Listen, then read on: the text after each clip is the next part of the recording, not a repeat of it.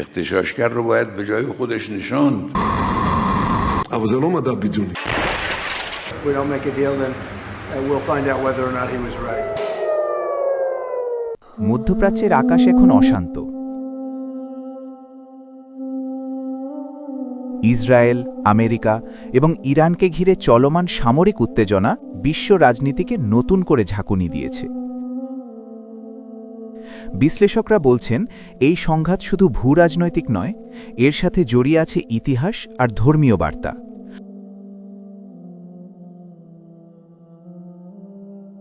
পবিত্র কোরআনে স্পষ্ট করা আছে ইসরায়েলের শেষ পরিণতি কি হবে।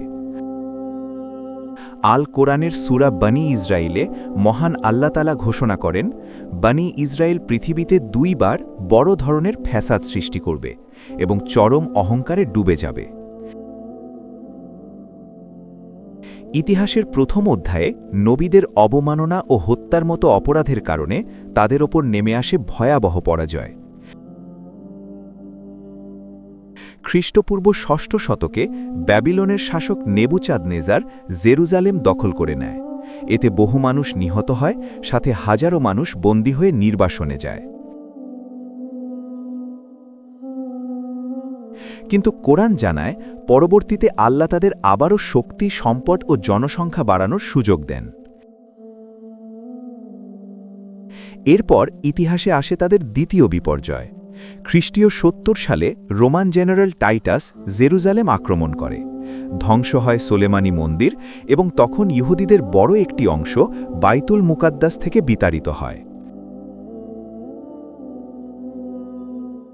সূরা বনী ইসরায়েলে আরও সতর্ক করা হয়েছে, মানুষ সৎ হলে উপকার নিজের জন্য, আর অন্যায় করলে তার ফলও নিজের দিকেই ফিরে আসে। আজকের মধ্যপ্রাচ্যে তৈরি হচ্ছে নতুন সমীকরণ। ইরান তাদের দূরপাল্লার ক্ষেপণাস্ত্র, ড্রোন প্রযুক্তি এবং সামরিক সক্ষমতা বাড়িয়েছে বলে বিশ্লেষকদের ধারণা, যার ফলে সংঘাতের ভারসাম্য আগের মতো একপাক্ষিক নেই। অনেক ইসলামিক চিন্তাবিদ মনে করেন, ইতিহাসের সেই সতর্ক বার্তা আজও ভীষণ প্রাসঙ্গিক। অন্যায় ও সংঘাত যদি অব্যাহত থাকে, তবে কোরআনে বর্ণিত বিপর্যয়ের পুনরাবৃত্তি অসম্ভব নয়।